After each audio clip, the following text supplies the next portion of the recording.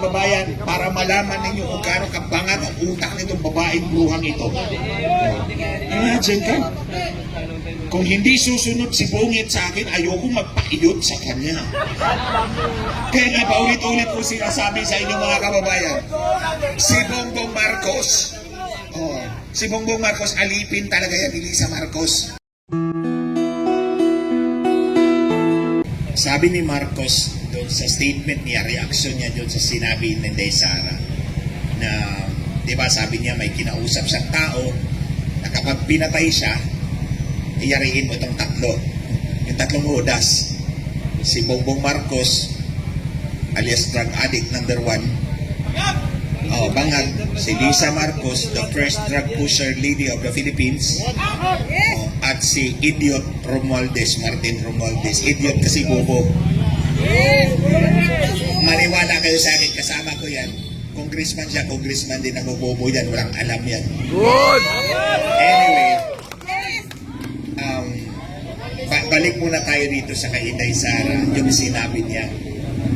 Para sa akin, hindi po yun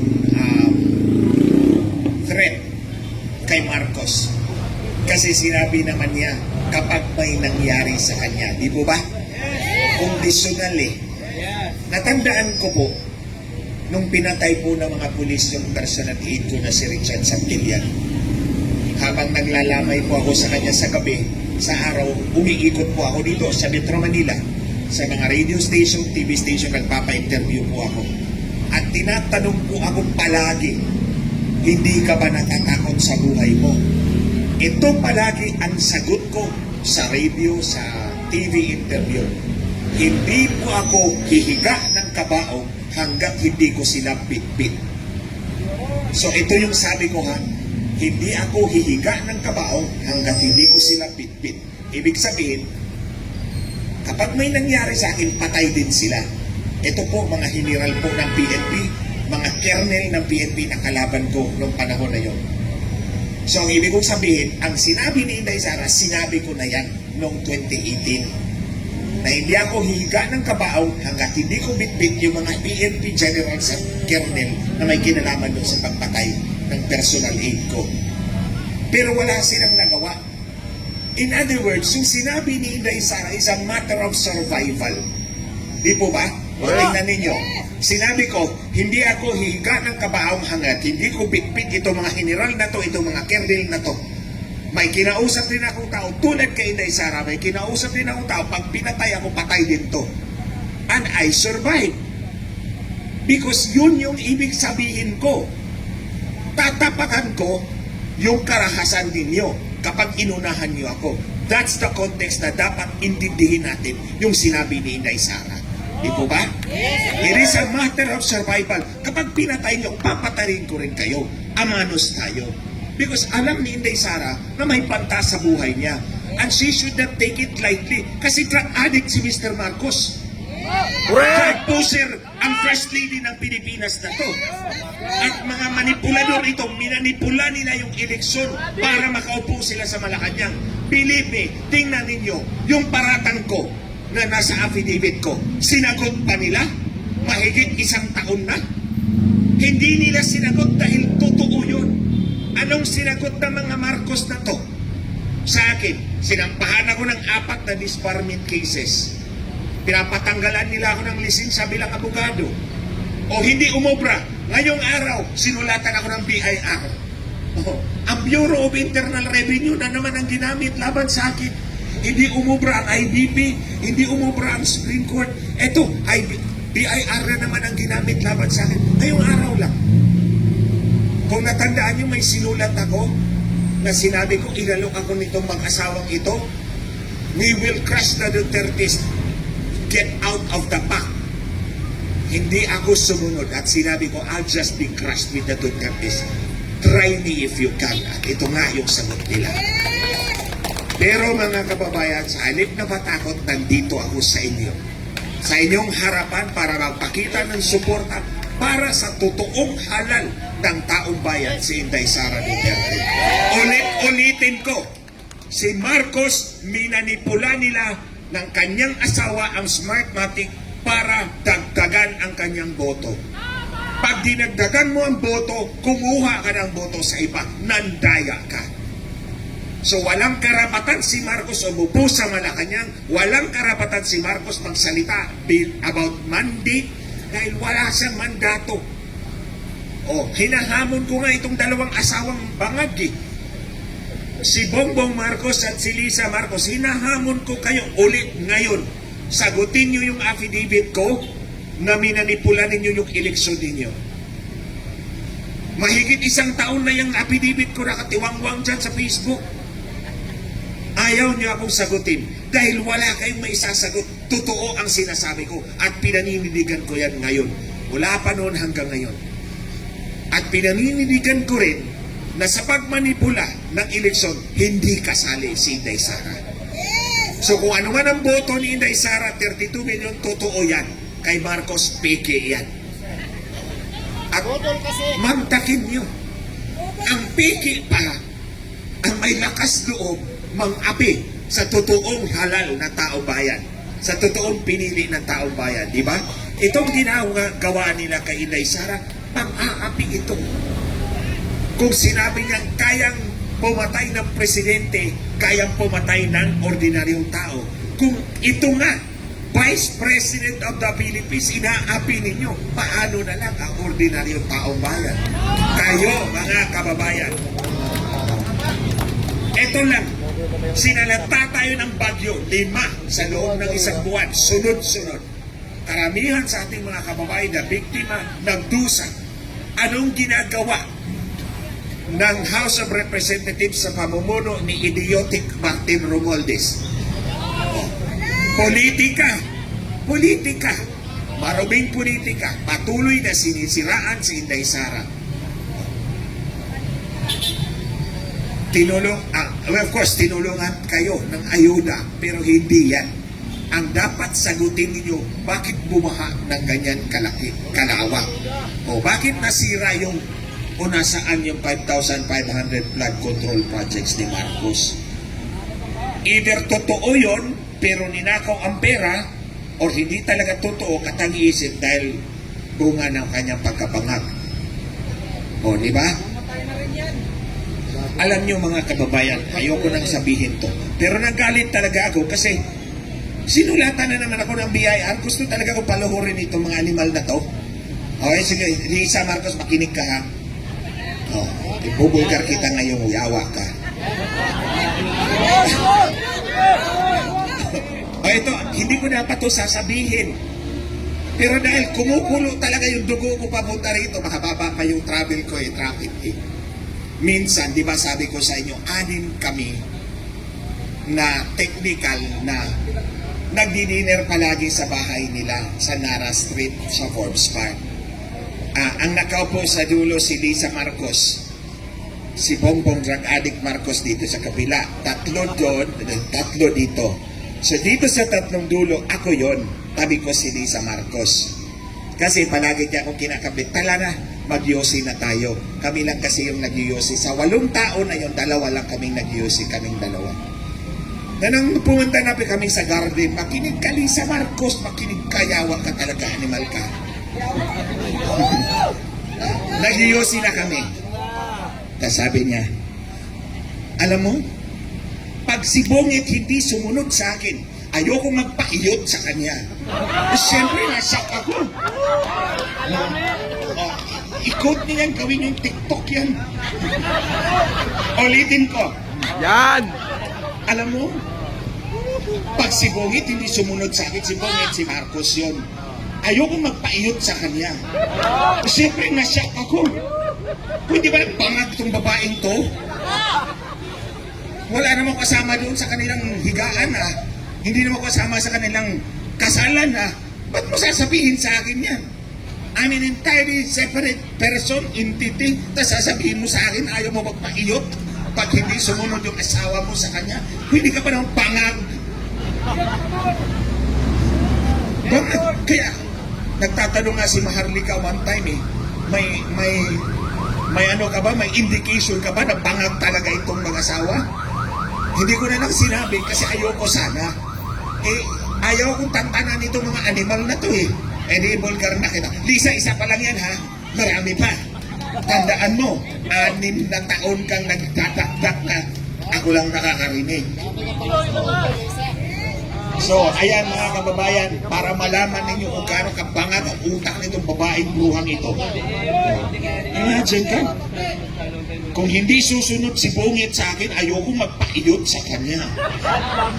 Kaya nga paulit-ulit ko sinasabi sa inyo mga kababayan, si Bongbong Marcos, si Bongbong Marcos, alipin talaga yan ni Lisa Marcos. Lahat ng dikta ni Lisa Marcos, susundin ni Bongbong Marcos. Kung hindi siya makaiyot. Attorney, baka ikaw ang type. Hindi naman ako nag-addict o para patulan siya. Anyway, mga kababayan, we are faced with a graver issue today. Lahat tayo araw-araw ginagawa natin yung kailangan natin gawin para mabuhay. Pumili tayo ng mga leader natin na sana with a hope na kapag nakaupo sila, they will give us a better future, a better lives, di ba? Yun naman ang hangarin natin lahat eh. Pero noon, kapag itong taong ito, si Marcos, akala natin totoong nanalo, 31.8 million. Yung pala, minanipula lang pala nila. Siyempre, ang bangag mismo din ang nagsabi na talagain niyo yung eleksyon. Diba? Si Lisa Marcos din. I have a meeting with the owners of Smartmatic. I need 2 technical guys, but not you because they hate you so much. Kaya paulit-ulit kong sinasabi to dahil itong laban na to between the Marcoses plus the idiot Romualdez and Inday Sara, walang ibang patutunguhan ito kundi manatili ang mga Marcos sa kapangyarihan. Ito yung target nila. Si Inday Sara, alam nila yon. Ito pa, insecure si Marcos kay Inday Sara. Napaka-insecure ni Marcos kay Inday Sara dahil alam niya ito yung totoong mahal ng taong bayan. Ito yung totoong pinili ng taong bayan. Samantalang siya, kailangan pa niyang mandaya para lang tumapat yung boto niya. O, di ba? O, iba pa yan. Totoo yan. Manggagamit talaga. Manggagamit na walang utang na loob. Ikaw pa, ang may utang na loob na nakatulong sa kanila, leche. Ang sarap suntokin ng mga animal na to. Kung alam ko lang, sinuntok ko na. Kapal ng mukha. Totoo yan. Ikaw na nga ang nakatulong sa kanila. Ikaw pa may utang na loob na nakatulong ka sa kanila. Parang baliktad talaga yata yung pag-iisip nito mga bangag na to. Bangag talaga. Diba? Huwag po tayong matakot lumaban sa kanila. Pinapakita ko po yan sa inyo. Kahit na 4 yung disbarment case ko, eto na naman, may BIR na naman ako. Eto, nandito pa rin ako sa harapan ninyo. Pinapakita ko pa rin yung suporta ko para kay Inday Sara, para sa ating lahat na Pilipino. Ito ay laban natin. Huwag nating hayaan si Inday Sara na lumaban ng sarili lang niya. Hindi niya kaya yon. Tandaan niyo ang kalaban niya, kapulisan, militar, lahat ng kapangyarihan ng gobyerno, Kongreso, Senado. Ang tanging kakampi ni Inday Sara, tayong mga ordinaryong mamamayang Pilipino. Pero tandaan ninyo mga kababayan, nasa kamay ninyo at kamay ko ang totoong kapangyarihan sa bansang ito. Tandaan nyo yan. At the end of the day, tayo pa rin, ordinaryong mamamayang Pilipino ang mananaig at mananalo sa tulong at awa ng Diyos. Pero hindi natin pwedeng hayaan si Inday Sara na lumaban sa kanyang sarili lang. Siya lang all by herself. Itong ginagawa natin is one step in the right direction. Sa ating mga kababayan online, ipakita po ninyo yung pagsuporta po para sa ating mga kababayan, para kay Inday Sara. Laban sa mga bangag na to, walang mandato si Marcos. I do not respect this drug addict as president. I do not even call him president. He is an impostor. At hindi nga lang yan eh. Sinabi ko na nga rin, minanipula din nila yung Korte Suprema para makaupo talaga sa Kristo. Justisya. Ano talaga sila? Uhaw sila sa kapangyarihan. Kapag ganito, yung karakter ng tao, huwag yung paniwalaan. Huwag na huwag yung paniwalaan ang taong uhaw na uhaw sa kapangyarihan at gagawin ang lahat ng kabulastugan, makamtan lang, makapture lang ang political power. Hindi ganyan si Inday Sara, di po ba? Di ba sinabi na gusto natin tumakbo sa presidente? Bumaba siya, nag-vice president siya. Yun yung patunay niya na hindi siya uhaw sa kapangyarihan. Samantalang yung isa, si Marcos, minamanipula ang Korte Suprema para lang makaupo bilang vice president. Hindi nga lang siya nagwagi. At ulit, sasabihin ko sa inyo, hindi ito marites dahil ako ang inutosan ni Marcos, ni Lisa Marcos para gawin yun. So, personal knowledge ko yung mga sinasabi ko. Kaya nga walang magawa itong dalawang bangag eh. O, tatakot-takutin lang ako. Akala ka siguro nila matatakot ako sa kanila. Hindi ako matatakot. Dahil wala na akong takot matagal na. Naubos na yung takot ko. O, inambos na ako, pinaputukan na ako, pinatay yung personal ego. Wala na akong takot. So that's why I'm here. At ibubulkar ko pa yung iba pa mga pinagsasabihin ni Bruha, ikaw Bruha. Lisa Marcos, tandaan mo yan. Sige, next time, magpadala ka ulit ng sulat, magbubuking ulit ako ng bago. O, di ba? O, tit for tat, Lisa Marcos. Basta ayaw sumunod yung bungin sa akin, ayaw ko magpaiyot sa kanya. Ulit-ulitin ko yan. Okay? Sa mga kababayan, patuloy po natin suportahan ang ating minamahal na Vice President, totoong halal ng kababayan, laban sa mga impostor na to, sa mga uhaw sa kapangyarihan. Wala po tayong mapapala kung ang mga Marcos ang patuloy na mamumuno sa ating bansa. Wala po tayong mapapala. Believe me. Kailangan natin baguhin ng ating gobyerno, patalsikin natin itong impostor na to. Patalsikin natin itong impostor na to. Hindi ako matatakot sasabihin talaga sa inyo. Alam niyo, hindi talaga ako matatakot sasabihin sa inyo na itong impostor na to, patalsikin natin sa kapangyarihan, mula sa kapangyarihan. Dahil wala siyang karapatan, minanipulan niya yung kanyang pagka-presidente. At ulit mga kababayan, ulitin ko, yung sinabi po ni Inday Sara, yung sabi nila ay banta, na sabi ni Marcos, papalagan niya. Hindi po ganun kasama ang ibig sabihin ni Inday Sara. It is a matter of survival. A matter of survival that I know, pag ginamit mo yan, you will survive. Because ginamit ko na yung script na yan dati pa. Oh. Kaya nga sinasabi ko sa inyo, yung sasabihin ko sa inyo ngayon, personal na karanasan ko. Hindi marites, hindi haka-haka, hindi opinion, hindi teorya. Totoong nangyayari sa buhay. So, we take it as that. Huwag po tayong maniwala na nagbantanga talaga si Inday Sara. It's a matter of survival. So, muli, sa mga susunod na araw, babalik na lang po ako rito. Actually, nauna na po ako sa inyong lahat. 4:30 ng hapon nung Saturday, nandito na ako, pumasok ako dyan sa veterans. O, hinahanap ko yung mga kasama ko, kayo, wala pa kayo. Gabi pa yata kayo nagsimula, di ba? Parang gabi pa kayo nagsimula, 4:30, nandun ako sa loob sa may emergency. Tapos 5 o'clock, umalis na ako kasi wala naman ako, hindi naman ako pwedeng magsalita doon, magtaktak ako lang ng sarili. Wala kayo eh.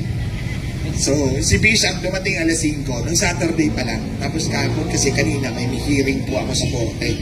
So, kailangan mag-prepare kagabi. So, ngayon, tapos yung hearing po, andito po ako sa inyo. Muli, maraming salamat po. Ipakalat po ninyo sa TikTok yung ayaw niya magpaiyot. Para makita for all the world to see na bangag talaga ang Bruha. Maraming salamat. Palakpakan po natin, Atty. Glenn Chong.